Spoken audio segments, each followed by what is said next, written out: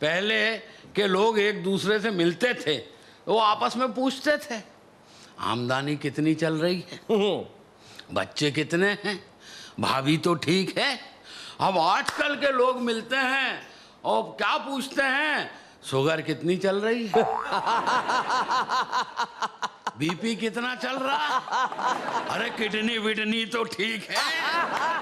कि अब की नाग पंचमी पर जब दिखाई नहीं दिए नाग और सपेरे, तभी घर पर आए एक पड़ोसी मित्र मेरे। हमने कहा क्या हाल है? वो बोले कि हाल बहुत बेहाल है। नाग पंचमी के पावन पर्व पर संजय जी लगता है नागों का पड़ गया अकाल है। अब आप ही हमारी इस समस्या का समाधान कीजिए, हमारे अच्छे पड़ोसी होने का सच्चा परिचय दीजिए। नाग तो हमें मिले नहीं, इस बार आप ही दूध पी लीजिए। मैं फिर आपको एक बार प्रणाम करता हूँ जी, हम फिर से आपको वापस प्रणाम करते हैं। वाह वाह वाह वाह वाह वाह, इतनी तत्परता जी, बहुत खूब में ही नजर आती है। क्या बात है। वहाँ से बात करता हूँ साहब शैलेश जी, जमाना बहुत बदल गया है, बिल्कुल बहुत इतना बदल गया कि पहले के लोग एक दूसरे से मिलते थे, वो आपस में पूछते थे आमदनी कितनी चल रही है, बच्चे कितने हैं, भाभी तो ठीक है। अब आजकल के लोग मिलते हैं और क्या पूछते हैं, शुगर कितनी चल रही है, बीपी कितना चल रहा, अरे किडनी विडनी तो ठीक है।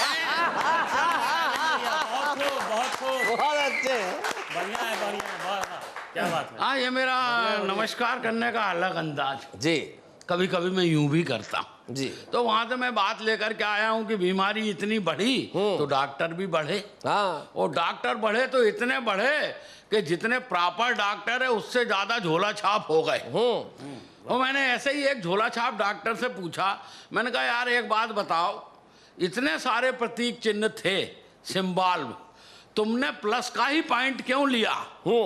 डॉक्टर बोला यार देखो, मरीज जिए या मरे, डॉक्टर हमेशा प्लस में ही रहे। बहुत अच्छे, बढ़िया बढ़िया बढ़िया। तो वहां से मैं बात लाया हूं, मैंने एक कविता साहब डॉक्टरों पर की है हाँ। कि हवाई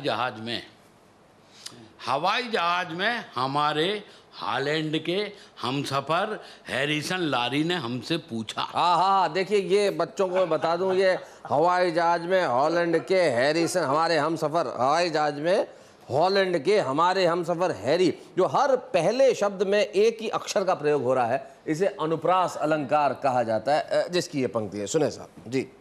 हवाई जहाज में हमारे हॉलैंड के हमसफर हैरिसन लारी ने हमसे पूछा कि हमारे देश का डॉक्टर एक मरीज को 4 दिन में ठीक करता है, तो तुम्हारे भारत का डॉक्टर उसी मरीज को कितने दिन में ठीक कर पाएगा? प्रश्न एकदम जायज जी। हमने कहा ये बात हम तुम्हें बाद में बताएगा, पहले तुम हमें ये बताओ मिस्टर लारी, डॉक्टर प्राइवेट होगा कि सरकारी? पहले तुम हमें ये बताओ मिस्टर लारी, डॉक्टर प्राइवेट होगा कि सरकारी, क्योंकि हमारे यहाँ का प्राइवेट डॉक्टर मरीज को दिन से नहीं बिल के हिसाब से ठीक करता है। क्या बात है भाई, बहुत अच्छे। हमारे यहाँ का प्राइवेट डॉक्टर मरीज को दिन से नहीं बिल के हिसाब से ठीक करता है, इसलिए यहाँ आदमी औकात देकर बीमार पड़ता है। वाह वाह वाह वाह वाह, बहुत अच्छे। इसलिए यहाँ आदमी औकात देकर बीमार पड़ता है।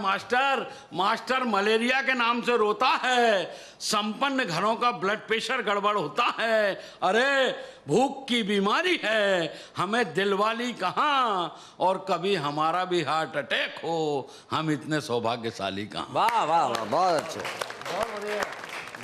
कभी हमारा भी हार्ट अटैक हो, हम इतने सौभाग्यशाली कहाँ, क्योंकि हमारे यहाँ का प्राइवेट डॉक्टर मरीज को दिन से नहीं बिल के हिसाब से ठीक करता है, और अगर डॉक्टर हुआ सरकारी तो उस मरीज का भगवान ही मालिक है मिस्टर लारी।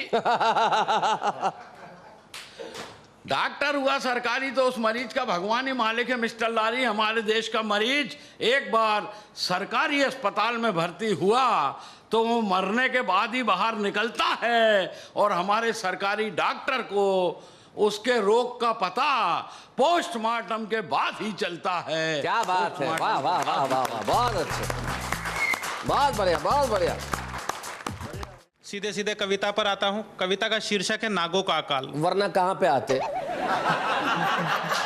ये जो पंक्ति है ना, सीधे सीधे कविता पे आता हूँ, नहीं तो कहाँ पे आते?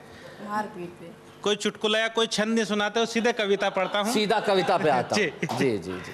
कविता का शीर्षक है नागों का अकाल। अच्छा। कि अब की नाग पंचमी पर जब दिखाई नहीं दिए नाग और सपेरे, तभी घर पर आए एक पड़ोसी मित्र मेरे। हमने कहा क्या हाल है? वो बोले कि हाल बहुत बेहाल है। नाग पंचमी के पावन पर संजय जी लगता है नागों का पड़ गया अकाल है। अब आप ही हमारी इस समस्या का समाधान कीजिए, हमारे अच्छे पड़ोसी होने का सच्चा परिचय दीजिए। नाग तो हमें मिले नहीं, इस बार आप ही दूध पी लीजिए।